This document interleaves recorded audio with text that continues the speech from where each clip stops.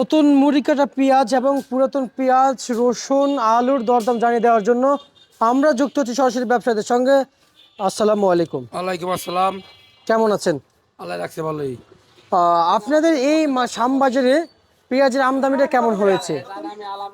পেঁয়াজের আমদানি আপনার হলো মোটামুটি ভালোই আছে, খারাপ না।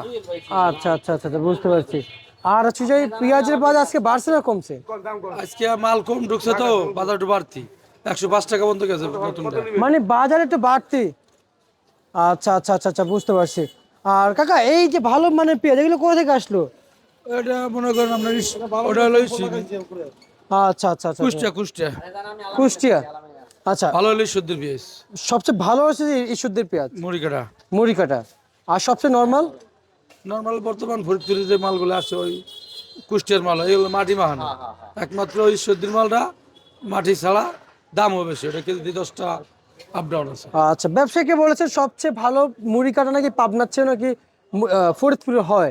হয়, এটা যেটা হবে ওটা আর পরে আরো 1 মাস পরে আসবি, কোনো অসুবিধা নেই। তার মানে আরো পরে আর পরে আমাদের ওয়েট করতে হবে। আমরা হলো ওটা নামই দিলাম, আমার বাড়ি ফরিদপুর, আমরা ওটা চাষ করি, কিন্তু এখন কেবল হইলো মনে হয় কোবাইছে।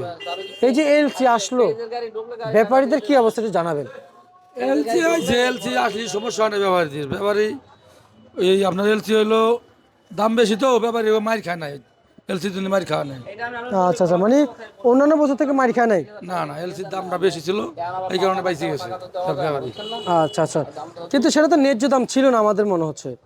এলসির দাম ছিল না, এখন কি করা আনার মতো বর্ডারে এলসি বেচা কিনা বলে 110 টাকা, 12 টাকা, অস্ট্রেলিয়ানে 20 টাকা বেছে, 15 টাকা বেছে ভালোটা।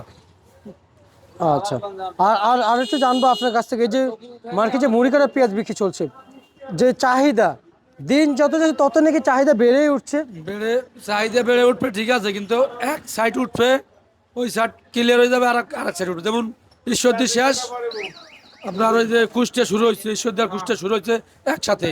এরপরে গোয়ালন্দ আর ফরিদপুর, এই পেঁয়াজটা আসবে আরো 15 দিন পরে, এটা শেষ হওয়ার পরে।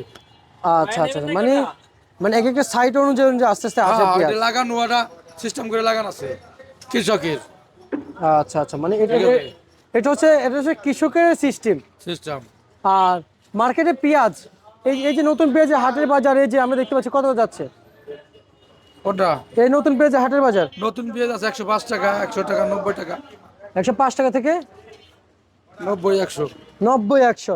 আর হাটের বাজার হাটে আনলাম আজকে 3800, 3900, 3800, 3900। 3900। 100 টাকা কিনাই পড়ে, 100 টাকা, 100 টাকা 2 টাকা কিনা পড়ে খরচ দিয়ে। তার মানে 100 টাকা কিনেই পড়ে। 5 টাকা বেচে কি, সব মাল তার একরকম না। জি জি জি। আমি বলছি মাথাটার দাম, ভালোটার দাম বলছি।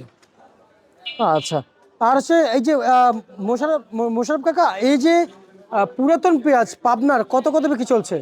পুরাতন বেশ আপনার বেচলাম আজকে 25, 26, 27, ফরিদপুরও তাই 25টা। আচ্ছা, যে এইগুলো না?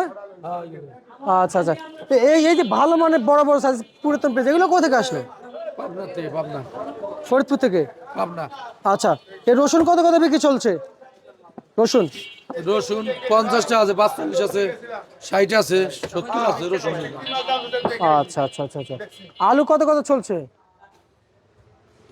আলু নতুন আলু আছে 18, 17, পুরান আলু 14, 12।